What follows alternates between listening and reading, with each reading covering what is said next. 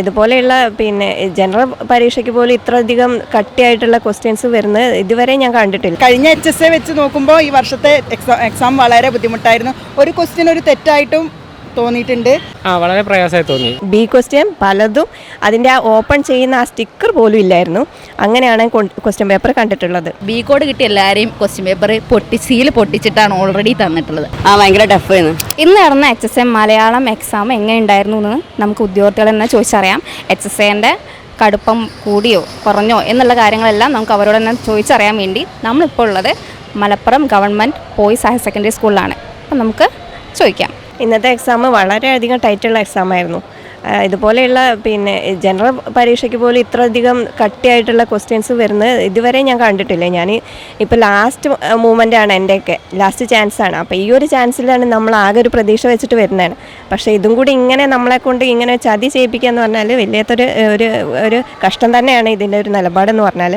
പിന്നെ ക്ലാസ്സിൽ തന്നെ എനിക്ക് തെറ്റ് പറ്റിയതാണെന്ന് വിചാരിച്ചു. ഞാൻ കേട്ടതുള്ള പെശക്കാണെന്നാണ് വിചാരിച്ചത്. ബി ക്വസ്റ്റ്യൻ പലതും അതിൻ്റെ ആ ഓപ്പൺ ചെയ്യുന്ന ആ സ്റ്റിക്കർ പോലും ഇല്ലായിരുന്നു. അങ്ങനെയാണ് ക്വസ്റ്റ്യൻ പേപ്പർ കണ്ടിട്ടുള്ളത്. അപ്പോൾ ഇത് ഇത്രയും വലിയൊരു നടപടി ഒരു PSC ഇതുപോലെയൊന്നും ആർക്കും ഇതുവരെ ഒന്നും ഇതുപോലുള്ളത് ഇനി ഒരിക്കലും നടത്തരുത് ഇതുപോലത്തെ എക്സാം എന്നാണ് എനിക്ക് പറയാനുള്ളത്. വളരെ പ്രയാസമായി തോന്നി. പൊതുവെ എല്ലാ ഭാഗത്തുനിന്നും നമ്മൾ സാധാരണ കണ്ടുവരുന്ന ക്വസ്റ്റ്യനുകളൊക്കെ വ്യത്യസ്തമായിട്ടുള്ള സാധനങ്ങളായിരുന്നു. നമുക്ക് അറിയുന്ന ഒരു 10 20 അത്ര ചോദ്യം നമുക്ക് സാധാരണ കണ്ട് നമ്മളെ മനസ്സിലൊന്നും പെട്ടെന്ന് ഉത്തരം കിട്ടാവുന്ന ചോദ്യം അത്രയേ ഉള്ളൂ. ബാക്കിയുള്ള ചോദ്യങ്ങൾ അത്ര നമുക്ക് എളുപ്പത്തിൽ കിട്ടുന്നതായിരുന്നില്ല. എക്സാം ഭയങ്കര ടഫായിരുന്നു. ഇതിന് വേണ്ടിയിട്ട് ഒരു വർഷം കുത്തിരുന്ന് പഠിച്ചതാണ്.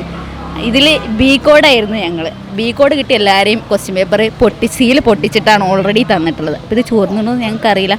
ബാക്കി എല്ലാ എയും ബി അല്ലാത്ത എല്ലാ കോഡിൻ്റെതും സീലുള്ള ക്വസ്റ്റ്യൻ പേപ്പറായിരുന്നു. ഞങ്ങളത് മാത്രമാണ് സീൽ പൊട്ടിച്ച് തന്നത്. അപ്പോൾ ഇതെന്താണ് ഇങ്ങനെ വന്നതെന്ന് അറിയില്ല. ഇൻവിജിലേറ്ററിനോട് ചോദിച്ചപ്പോൾ അത് കുഴപ്പമില്ല എന്നാണ്. ഓൾറെഡി അങ്ങനെയാണല്ലോ വന്നത്. അപ്പോൾ അത് കുഴപ്പമില്ല എന്നാണ് അവർ പറഞ്ഞത്. എന്താണെന്ന് അറിയില്ല. കറണ്ട് അഫയേഴ്സിൻ്റെ ഭാഗത്ത് ക്വസ്റ്റ്യൻ വന്നിട്ടുണ്ട്. മൊത്തത്തിൽ കുഴപ്പമില്ല. നല്ല ഈസിയാന്ന് പറയാൻ പറ്റില്ല. ബുദ്ധിമുട്ടായിരുന്നു. കഴിഞ്ഞ HSA വെച്ച് നോക്കുമ്പോൾ ഈ വർഷത്തെ എക്സാം വളരെ ബുദ്ധിമുട്ടായിരുന്നു. ഒരു ക്വസ്റ്റ്യൻ ഒരു തെറ്റായിട്ടും തോന്നിയിട്ടുണ്ട്. അതായത് ഒരേ ഓപ്ഷൻസ് വരുന്നത് 43ാമത്തെ കോഡാണ്.